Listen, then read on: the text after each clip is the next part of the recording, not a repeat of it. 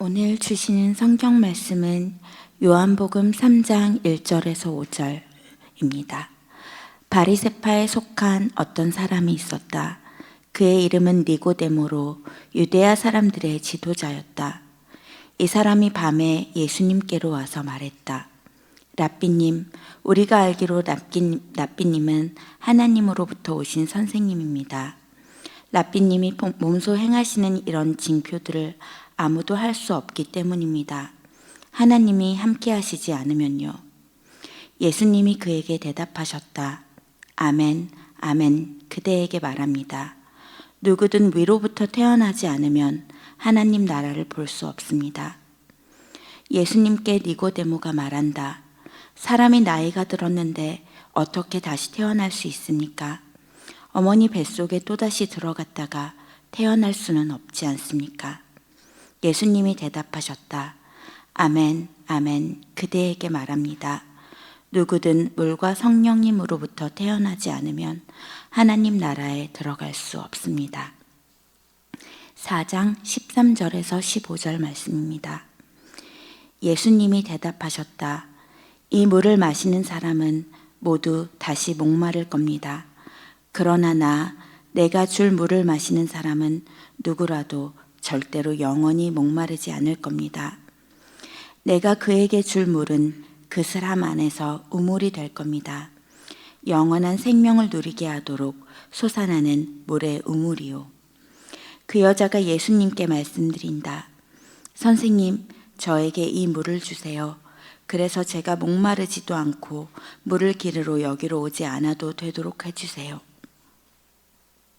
마태복음 25장 41절에서 46절 말씀입니다. 그때의 임금님이 왼쪽에 있는 사람들에게도 말씀하실 겁니다. 나한테서 물러가라. 저주를 받은 사람들아, 마귀와 그의 심부름꾼들을 위해 준비된 영원한 불 속으로 들어가라. 내가 배고팠는데 너희가 나에게 먹을 것을 주지 않았고 목말랐는데 마시게 해주지 않았기 때문이다. 나그네였는데 너희 집으로 데려다 주지 않았고 벗고 있었는데 옷을 걸쳐주지 않았다. 아프거나 감옥에 있었는데 보살펴 주지 않았다. 그때 바로 그 사람들도 대답할 겁니다. 주님, 저희가 언제 주님이 배고파 하시거나 목말라 하시거나 나그네로 지내시거나 벗고 계시거나 아프시거나 감옥에 계시는 걸 보고서 주님을 섬겨드리지 않았습니까? 그때 임금님이 대답하실 겁니다. 아멘, 너희에게 말한다. 너희가 가장 작은 이 사람들 가운데 하나에게 해주지 않은 것이 나에게 해주지 않은 것이다. 이 사람들은 떠나가 영원한 벌에 들어가고 의인들은 영원한 생명에 들어갈 것입니다. 아멘.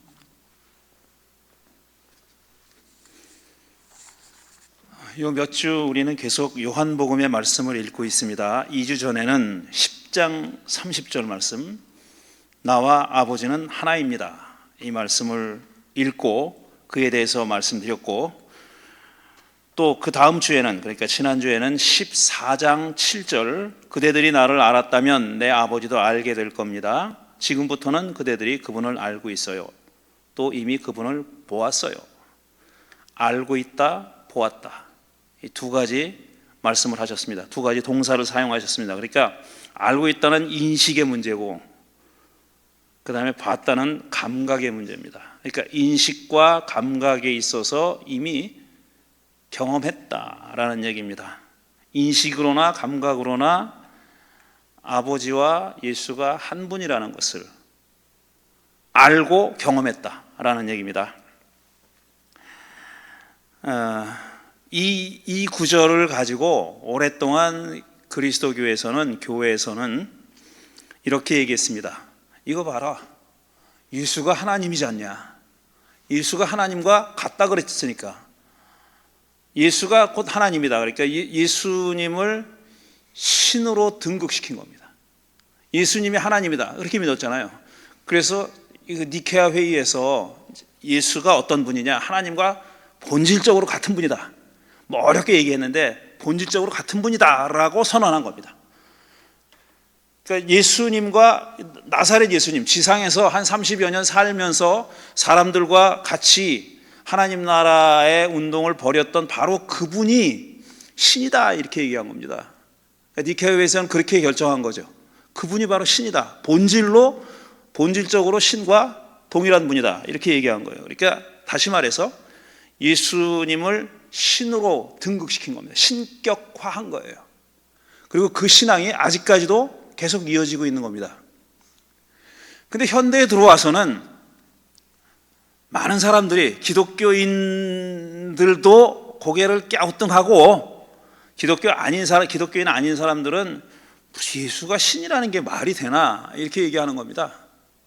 예수가, 아니 지상에서 30년 살다가 역사적인 인물인데, 그야말로 역사적인 존재인, 몸을 가지고 이 세상에 와서 살다가 죽은 바로 그분을 어떻게 신이라고 부르느냐, 이렇게 얘기하니까 이게 기독교가 한마디로 얘기하면 사람들한테 좀 속되게 먹히지가 않는 거예요. 그게 꼭 예수가 신이어야 돼? 그러니까 그렇게 얘기하는 사람도 있습니다. 예수를 믿는 사람도 나는 예수가 신이기 때문에 믿는 게 아니라 예수님이 하신 말씀과 행동이, 삶이 바로 내가 추구하는 삶이고 내가 그걸 따라야 되겠다고 생각하니까 나 예수를 믿지, 예수가 반드시 신일 필요는 없다, 이렇게 생각하는 사람들도 많이 있어요. 실제로 기독교인 가운데서. 그렇게 말하면 안 되지. 왜냐하면 교회에서 욕먹으니까. 그렇게 얘기하면은 야단 맞으니까 쉬쉬할 뿐이지, 그렇게 생각하는 사람들이 많이 있습니다. 저는 이런 생각이 시대에 뒤떨어졌다고 생각하는 거예요. 예수를 신으로 만들 이유가 없다라는 겁니다. 그런데 예수님은 그러면 왜 나와 아버지는 하나라 그랬느냐, 나를 본 사람은 아버지를 본 거라 그랬느냐, 이렇게 얘기했냐면은 그게 바로 제가 지금 말씀드리려고 하는 거예요. 그러면서 지난주에 철학 얘기를 또 길게 했습니다. 관념론이니 유물론이니 이런 얘기를 했잖아요. 근데 둘 사이에 벽이 과거같이 이렇게 견고하지 않다. 벽이 애매하다. 양자가 왔다 갔다 한다. 옛날에는 유물론은 유물론, 관념론은 관념론, 딱 구별돼서 서로 섞이지 않았는데 요즘은 그렇지 않다고 말씀드렸고, 요즘 철학자들이 너 관념론자야 그러면 싫어하고 너 유물론자야 그러면 다 싫어해요. 나는 그렇게 나를 갖다가 이렇게 둘 중에 하나로 규정하지 말아라, 이렇게 얘기합니다. 둘 사이에 벽이 없어졌어요. 거의. 이제 그런 관념론, 유물론 따지는 일이 구세대의 일이 돼버린 겁니다. 그럼 왜 그렇게 되느냐? 둘 사이에 연결하는 그 벽을 허물게 만드는, 벽을 허물어뜨린 뭔가가 있는 거예요. 그거를 요즘 현대의 철학자들은 뭐가 그럼 양자의 벽을 허물었느냐? 그거는 관계라는 말로 정리합니다. 관계. 근데 그 얘기는 길게 할 수는 없어요. 근데 저는 그거를 어디다가 지금 적용하고 있는 거냐면은 하나님과 인간 사이에 과거에는 절대로 섞이지 않는다고, 신은 신이고 인간은 인간이고 절대로 닮은 점이 없다라고 주장했던 그 주장이 점점 지금 허물어지고 있다라고 제가 보고 있는 거고, 그 얘기는 이미 예수님이 하신 거다라고 보는 겁니다. 나와 아버지는 하나다라는 얘기는 나를 신으로 만들어 달라는 얘기가 아니라 나와, 그러니까 역사적 예수와 하나님 사이의 간격이 그렇게 당신들 생각하는 것만큼 그렇게 견고한 게 아니거든요. 그렇게 얘기합니다. 그럼 예수님이 그렇게 말씀하신 근거가 뭐냐? 그게 저는 관계이고 하나 더 붙여서 실천 행함이라고 하는 겁니다. 영어로 하면 work. 그리스 말도 있어요. 일. 근데 오랫동안 또 기독교는 일하고 신앙하고를 또 대조했어요. 야, 착하게 산다고 천국 가는 거 아니야. 선한 일 한다고 천국 가는 게 아니야. 믿어야지. 선한 일 따위는 소용없어. 그러니까 믿음하고 일하고 선한 행위라고 삶이랑 딱 분리해버렸어요. 그 둘이 마치 따로 놀 수 있는 것처럼. 이게 큰 잘못인 겁니다. 일하고 믿음하고는 그렇게 떨어져 있는 게 아니에요. 그래서 갈라디아서도 있고 야고보서도 있는 거예요, 성경에. 야고보서는 뭐래? 야, 믿는 거 가지고 무슨 구원을 받아? 일을 해야지. 그게 야고보서입니다. 행위가 없는 믿음은 가짜다. 아주 그냥 딱 잘라서 말하잖아요. 반면에 갈라디아서는 또 반대로 얘기해요. 그러니까 둘 사이가 이렇게 과거에는 높은 벽이 있어서 왔다 갔다 못한다고 생각했던 그런 게 없어졌다는 얘기입니다. 지금 그런 얘기를 하고 있는 거예요. 그러니까 신과 사람 사이의 간격이라는 것도 사라졌고, 믿음과 행위 사이의 간격이라는 것도, 벽이라는 것도 점점 사라져가고 있다는 얘기입니다. 그게 관계요, 행위, 실천이라고 하는 다리가 양자를 지금 연결시키고 있다라는 얘기를 하는 겁니다. 근데 놀랍게도 이런 얘기들이 지금 21세기 들어와서 하는 이런 얘기들이 이미 성경 안에 있어요. 다. 나와 아버지는 하나다라는 얘기가 바로 그거고, 나를 믿지 못한다 할지라도 내가 하는 일은 믿어라 라고 말씀하셨잖아요. 그게 그거예요. 내가 하는 일을 보고 믿어라. 나는 지금 하나님의 일을 하고 있으니까 나를 믿지 못하겠으면 내가 하는 일을 보고 믿으시오 라고 얘기한 겁니다. 그게 그야말로 실천이죠. 일이죠. 일, 행위, 삶, 뭐라고 표현하든지 그런 겁니다. 그런데 이렇게 신앙이 진도가 나가려면 우리가 성경을 문자적으로 읽으면 안 됩니다. 그럼 절대로 이런 신앙을 가질 수가 없어요. 문자적으로 읽으면. 그래서 성경을 문자적으로 읽는 본보기로 요한복음 3장과 4장을 읽은 겁니다. 3장에 보면 니고데모라는 사람이 아주 유력자예요. 유대 사회에서는 상당히 위세를 떨치고 있던 그런 자였습니다. 그 니고데모라는 유력자가 밤에 예수를 찾아왔습니다. 그래서 예수님을 상찬을 해요. 굉장히 막 치켜 올립니다. 당신은 하나님께로부터 온 분이다. 그러니까 하나님이 함께 계시지 않으면 누가 이런 징표를 행할 수 있겠습니까? 분명히 하나님은 당신과 함께 하십니다. 하나님께로부터 온 분입니다. 이렇게 칭찬을 해요. 그랬더니 예수님은 그런 칭찬은 마치 듣지도 않은 것처럼 딴 얘기를 하십니다. 뭐라고 얘기하냐면, 위로부터 나지 않으면, 오늘 읽은 성경은 새 한글 성경이에요. 재작년인가 새로 나온 한글 성경입니다. 그래서 어투가 완전히 다르죠. 누구든지 위로부터 나지 않으면 하나님 나라를 볼 수가 없다라고 얘기해요. 니고데모가 누가 하나님 나라를 볼 수 있습니까? 라고 묻지 않았어요. 그런데 막 칭찬을 했는데 예수님은 전혀 다른 얘기를 하신 거예요. 위로부터 나지 않으면 하나님 나라를 볼 수 없다. 그럽니다. 그랬더니 니고데모가 사람이 나이가 들었는데 어떻게 다시 어머니 뱃속에 들어갔다 나옵니까? 이렇게 얘기합니다. 다시라고 얘기해요. 예수님은 위로부터라고 얘기했는데 이 양반은 다시 그랬어요. 근데 위로부터하고 다시하고 그리스 말로 같은 단어가 두 가지 뜻을 가지고 있어요. 그러니까 again이라는 뜻도 있고 from above라는 뜻이 있어요. 위로부터 하고 again. 근데 저도 잘 모르겠어요. 제가 그리스어를 전문하는 사람이 아니기 때문에 왜 이렇게 서로 상관이 없는 뜻이 한 단어에 있지? 그건 잘 모르겠어요, 저도. 근데 아노센이라고 하는 단어거든요, 그리스 말로. 근데 그 말에 사전을 찾아보면 from above하고 again이라는 말이 있단 말이에요. 그런 뜻이 있어요. 그러니까 예수님은 아노센 하지 않으면 하나님 나라를 볼 수 없다, 그렇게 얘기한 거예요. 그거를 새 한글 성경은 위로부터 나지 않으면 이라고 번역한 거고, 이 이전의 모든 한글 성경은 다 again으로 번역했습니다. 전부 다.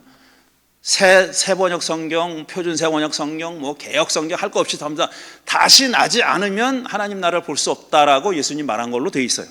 근데 새 한글 성경은 위로부터라고 번역한 겁니다. 근데 똑같은 아노센의 말을 썼으니까 예수님이 그리스어를 말하지 않았습니다. 사실은. 근데 이 복음서를 요한이 그리스 말로 써 있으니까 그렇게 한 거예요. 예수님 무슨 아노센이 뭔지 알 게 뭐야. 그리스 말 안 했는데, 아람어를 얘기했는데. 그래서 이 양반은, 그러니까 니고데모는 그걸 다시라고 알아듣고, 어떻게 다시 어른이 됐는데 어머니 뱃속에 기어 들어갔다가 다시 나옵니까? 이렇게 물어본 거예요. 그랬더니 예수님이 물과 성령으로 나지 않으면 안 된다 라고 다른 답을 주신 겁니다. 위로부터라는 말을 설명한 거죠. 그러니까 위로부터 나야 된다는 말을 물과 성령으로 나야 된다는 말로 설명합니다. 그러니까 지금 이 니고데모가 바보 멍청이라고 말할 수는 없어요. 왜냐하면 아노센이라는 말이 두 가지 뜻이 다 있고 양쪽으로도 해석이 다 가능하잖아요. 지금 하나도 어색하지 않잖아요. 다시 나지 않으면이라는 말로 이해했다고 해도 하나도 이상하지가 않아요. 단지 예수님이 의도한 바가 아닐 뿐이지, 그게. 그런 뜻으로 말씀하신 게 아닐 뿐이죠. 위로부터 물과 성령으로 이런 뜻으로 말씀하신 거죠. 그러니까 문자적으로 뭔가를 누구의 말을 해석한다는 게, 특히 예수님의 말씀을 문자적으로 해석한다는 것은 이렇게 잘못 해석하거나 아니면은 그러니까 덜 해석하거나 제대로 해석 못하거나 이럴 가능성이 열려 있는 겁니다. 니고데모는 그래도 좀 덜한데 이 사마리아 여인 얘기는 조금 더 노골적이죠. 더 노골적입니다. 자, 예수님이 우물가에 사마리아 여인과 만났습니다. 우물가에 있는데 제자들은 먹을 걸 사러 시내에 갔다 그랬어요. 그러니까 혼자 계시는 거예요. 근데 사마리아 여인이 물을 길러 나왔어요. 근데 예수님이 그 여인한테 물 한 잔만 달라고 청합니다. 그랬더니 이 여자가 뭐라 그러냐면, 아니 왜 유대 사람인 당신이 나 사마리아 여인한테 물을 달라고 합니까? 이 말은 유대 사람하고 사마리아 사람은 말을 섞지 않았습니다. 조금 과장하면 말을 섞지 않았어요. 유대 사람들이 사마리아 사람들을 굉장히 낮춰봤습니다. 천대했어요. 왜 그러냐? 그거는 기원전 7, 8세기경에 아시리아 제국이 북쪽 이스라엘을 점령하면서 거기를 제국이 침략해가지고 다 먹었어요. 그리고 거기 살던 북이스라엘 사람들을 딴 데로 이주시켰어요. 강제 이주. 왜? 저항을 못하게 하려고 흐트려 놓은 겁니다. 우리 고려인 뭐 이런 사람 있는 것처럼 스탈린이 그 짓 했잖아요. 다 이주시키고 거기다가 딴 사람들을 갖다가 심어놨어요. 그러니까 피가 섞였다 그래가지고 남쪽 유다 출신인 이 유대 사람들이 북쪽 사마리아 북이스라엘 사람들을 멸시한 겁니다. 니들은 잡종이야 이거예요, 쉽게 얘기하면. 그러니까 서로 말을 섞지 않는데, 게다가 유대 남자가 사마리아 남자도 아니고 사마리아 여자한테 말을 거니까 여자 자신이 깜짝 놀란 거예요. 아니 이 남자가 미쳤나, 왜 나한테 말을 걸어? 이렇게 된 겁니다. 그래서 어떻게 나한테 말을 거십니까 하니까 예수님이 뭐라 그랬냐면은, 하나님의 선물이 무엇이고 또 그대에게 마실 것을 좀 달라고 말한 내가 누군지를 알았다면 그대가 그에게 달라고 했을 겁니다. 뭘? 그러면 그가 그대에게 생수를 줬을 겁니다. 이렇게 얘기합니다. 내가 지금 물을 달라고는 하지만 만약에 당신이 내가 누군지 알았다면 당신이 나한테 물을 달라고 그랬을 것이요, 이렇게 얘기해요. 그랬더니 뭐 생수라고 살아있는 물이라고, 리빙 워터라고 얘기했어요. 실제로 살아있는 물, 생수를 달라고. 그러니까 뭐 정수한 물인지 뭔지 모르겠는데 어쨌든 생수라는 말씀을, 그 단어를 쓰셨어요. 이 여자는 그냥 물이라고 얘기했는데, 처음에 달라고 했어요. 예수님 달라고 했을 때 그냥 물이라고 그랬는데, 지금 예수님은 살아있는 물을 줬을 것입니다 라고 얘기했어요. 그때 이 여자가 뭐라 그랬냐면, 아니 당신 두레막도 없고 물을 기를 재주도 없고 우물은 깊은데 당신이 어떻게 나한테 물을 주겠소? 라고 그렇게 얘기한 겁니다. 도대체 어디서 생수를 구해서 나에게 주시겠다는 말씀입니까? 라고 했더니 예수님이, 이 물을 마시는 사람은 다시 목마를 겁니다. 그러나 내가 준 물을 마시는 사람은 누구도 절대로 영원히 목마르지 않을 겁니다. 이렇게 얘기합니다. 이쯤 되면은 뭔가 알아들어야 되는 거 아닙니까? 이쯤 되면은 이거 그냥 목구멍으로 넘어가는 물이 아니로구나 좀 알아들어야 되는 거죠. 근데 이 여자가 못 알아듣습니다, 그 말을. 그래서 아이고 그 물 주셔서 제가 다시는 이 우물로 물기로 나오지 않게 좀 해주세요 라고 얘기합니다. 그러니까 그야말로 예수님의 말씀을 글자 그대로 문자적으로 그 안에 담겨있는 뜻은 생각하지 않고 얘기한 겁니다, 여자는. 이렇게 보면은 우리는 다 여자가 좀 어리석구나 이렇게 생각하죠. 이게 무슨 말인지 그렇게 못 알아듣나, 그거를? 그게 그렇게 힘들어? 못 알아듣기가? 가만히 보세요. 우리 많은 기독교인들이 이 짓을 하고 있어요. 똑같이. 뭐 이 사람 보고 어리석다고 할 게 없어요. 성경을 읽으면서 그대로 읽잖아요. 뭐 문자 그대로, 글자 그대로 읽고, 그대로 안 읽으면은 잘못 읽는다고 얘기하고 이단이라고 얘기하고, 무슨 어떤 깊은 뜻이 있을까를 따져보면 묻지 말라 그러고, 그리고 어떤 미친 자가 해석해 놓은, 영해라고 해석해 놓은 이상한 말을 그대로 또 믿고, 맞아 그거야, 나는 글자 그대로 안 읽어, 이렇게 멋있는 해석인데, 근데 그 영적인 해석도 그렇게 해석할 근거가 있어야 되는 거예요. 예수님의 말씀에는 근거가 있잖아요. 잘 들어보면은 이게 그냥 목구멍으로 넘어가는 물이 아니네 하고 알아들을 수 있는 실마리가 있잖아요. 그런데 못 알아들은 거예요, 여자가. 근데 우리 계속 그렇게 읽고 있다니까요. 계속 그렇게 읽고 있어요. 계속 이렇게 읽는 이상 제가 말한 식으로 신과 인간 사이에 벽이 허물어지고 뭐 이런 얘기는 절대로 귀에 안 들어옵니다. 무슨 멍청한 바보 같은 헛소리라고 생각하지, 그리고 이단이라고 생각하지, 그런 생각 안 들어와요. 그냥 글자 그대로만 읽으면은. 심판도 마찬가지예요. 여러분 어떻게 생각하십니까? 솔직하게 뭐 대답하라는 얘기가 아니에요. 정말 여러분 최후의 심판이 있다고 생각합니까? 내가 죽었어, 하나님 자리에 앞에 가가지고 하나님이 장부를 딱 펼쳐가지고 너 이거 했지, 요거는 5년, 너 이런 좋은 일도 했다, 요거는 까줄게, 5년 까줄게, 이거 있습니까? 근데 인류의 기나긴 진화의 역사에서 적어도 인간이 문명을 이루고 살아온 이후에는, 그러니까 몇만 년 전이죠, 문명을 이루고 살아온 이후에는 많은 그 문명에서 이런 최후의 심판 이야기가 있습니다. 성경에만 있는 게 아니에요. 다 있어요. 다까지는 제가 잘 모르지. 근데 제가 아는 범위 내에서는 있어요. 가장 유명한 게 뭐냐, 이집트의 사자의 서라는 거죠. 거기 보면은 사람이 죽으면은 마트라고 하는 지혜의 신 앞에 갑니다. 지혜의 신 앞에 가서 심장을 또 꺼내놔, 내 심장을. 그리고 타조의 깃털입니다. 타조의 깃털하고 내 심장하고 천칭에 딱 올려놔요. 그래가지고 심장이 더 무겁잖아요.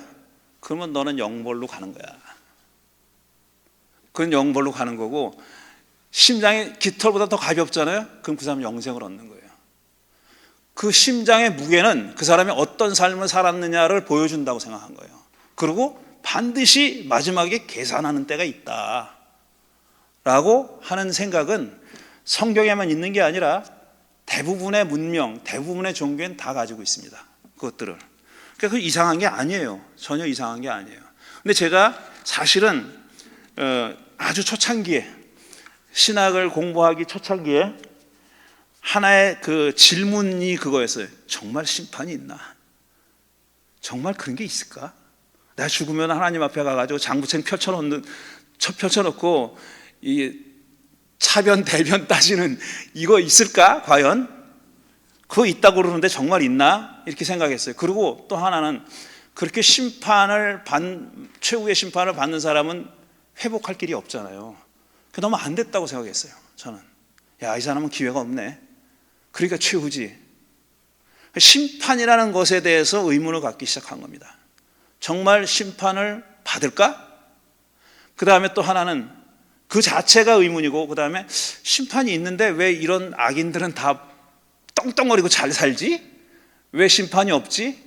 왜 저놈들은 왜 이렇게 정말 회개를 안 하지? 이런 생각을 가졌습니다. 의문을.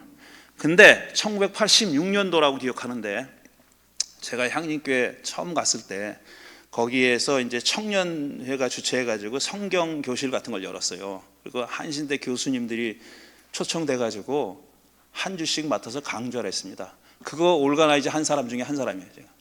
그런데 그때 박종화 교수님이, 나중에는 이제 한신대 총장도 하셨나? 그 다음에 경동교회 목사 하시고 은퇴하셨죠. 지금도 살아계십니다. 박종화 목사님이 그때 선교학 교수님이었었어요. 제 은사입니다. 저한테 점수를 매우 박하게 주신 은사예요. 제가 선교학을 싫어해요. 그래서. 그런데 그분이 뭐라 그러냐면은, 심판은 구원의 전제 조건이다. 그런 말씀하셨어요. 그러니까 그리스도교가 죄를 용서한다고 하는 것은 어느 누가 잘못했는데 그거 잘못 안 한 거라고 생각하고 다 덮어줄게가 아니라는 거예요. 그 사람을 심판을 해야 그 사람이 구원받을 가능성이 열린다는 거예요. 심판은 말하자면은 일깨우는 물 한 바가지 딱 쏟아 부어주는 거다. 최후의 심판에 대해서는 제가 안 물어봤어요. 그래서 그 말이 너무 별거 아닌 말이잖아요. 근데 제가 그때는 막 그 문제 가지고 막 그 생각을 많이 할 때여서 그런지 심판이 그냥 심판 그 자체가 아니라 심판이 구원으로 가는 하나의 정류장 같은 거다. 거기를 거치지 않으면은 구원으로 갈 수 없다. 그러니까 죄 사함이라는 것은, 죄를 사해 준다는 얘기는, 용서한다는 얘기는 한 짓을 그냥 없는 것처럼 잊어버리겠다는 게 아니다. 어떤 절차를 걸쳐서 결산을 하는 거다. 그게 심판이다. 그러고 나서 다시 시작할 수 있도록 만들어주는 것이 기독교인의 신앙이고 삶이다. 그렇게 말씀을 하더라고요. 그래서 제가 이 최후의 심판 얘기도 저는 그래서 비유라고 있습니다.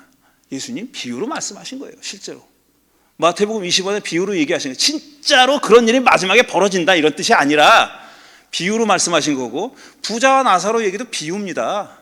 그러니까 부자와 나사로가 천국에 가가지고 뭐 지옥이 펄펄 끓는 물에서 부자가 저 위에서 나사로가 아브라함 품에 안겨가지고 뭐 띵까띵까 하는 걸 보고 너무 야 물 한 방울만 뭐 이랬다는 거, 진짜 그런 얘기가 일어난다는 얘기가 아니라 그건 비유로 얘기하신 거잖아요.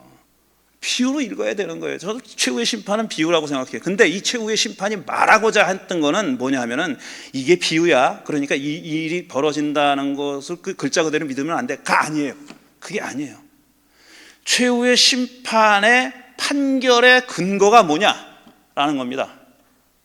어떤 사람은 영원한 벌로 가고 어떤 사람은 영생으로 가느냐, 그게 하나님께 잘 빌고 기도하고 뭐 헌금 잘 내고 교회당 열심히 다니고 하나님 잘 찾고가 아니라 가장 작은 자 한 사람한테 해준 게 나한테 해준 거다 그랬어요. 그리고 영벌 받을 작자들한테는 작은 자의 한 사람에게 하지 않은 게 나한테 하지 않은 거다 그랬습니다. 근데 이들의 반응을 보십시오. 영원한 생명을 누릴 자는 우리가 언제 주님께 그렇게 했습니까? 이래요. 그러니까 이들이 뭘 하긴 했는데 그 대상에 대한 생각은 없는 겁니다. 대상은 지워버린 거예요. 그냥 그들은 그냥 그렇게 살았어요. 그냥 했어. 가난한 사람이 있으면 자기가 여유 있으면 하나 나눠주고, 옥에 가 있는 사람 아유 외롭겠네 한번 찾아가 주고, 헐벗은 사람 있으면 하나 남는 옷 입혀주고, 자기 옷 벗으라는 거 아닙니다. 남는 옷 주라는 거지. 그렇게 하는데 그렇게 받아 먹고 마시고 입은 사람은 누군지 기억 못해, 이 사람은. 근데 그 일을 했다고 주장하는 놈은 뭐라 그럽니까? 우리가 언제 주님이 줄였을 때 먹을 걸 안 드렸습니까? 얘네들은 줬다고 생각하고 그 대상이 누군지도 알아요. 기억하고 있어. 우리가 언제 안 그랬습니까? 주님이 굶주렸는데 우리가 드렸잖아요. 대상을 기억하고 있는 거예요. 제가 신과 사람 사이에 간격을, 벽을 점점 없애주는 것이 행동이라고 얘기했잖아요. 지금 이 비유는 대상이 중요한 게 아니에요. 행동이 중요한 거지. 그 일을 했느냐 안 했느냐가 중요한 거지, 누구에게 했느냐가 중요한 게 아니에요. 우리는 종교를 신께 대한, 하나님께 대한 어떤 절대자에 대한 충성이라고 생각합니다. 절대자의 뜻을 따르는 것이든 뭐 절대자에게 잘 모시고 공경하는 것이든 뭐든 간에 그분께 하는 행동이라고 생각하고 해왔어요, 아직까지. 근데 지금 예수님 말씀은 그분이 누군지는 생각하지 말아라. 그분이 부처든 야훼든 뭐든 상관없다. 그분이 누군지 생각하지 말아라. 다만 그 일을 하시라고. 다만 그 일을 하시라고. 그렇게 얘기하고 있는 거예요.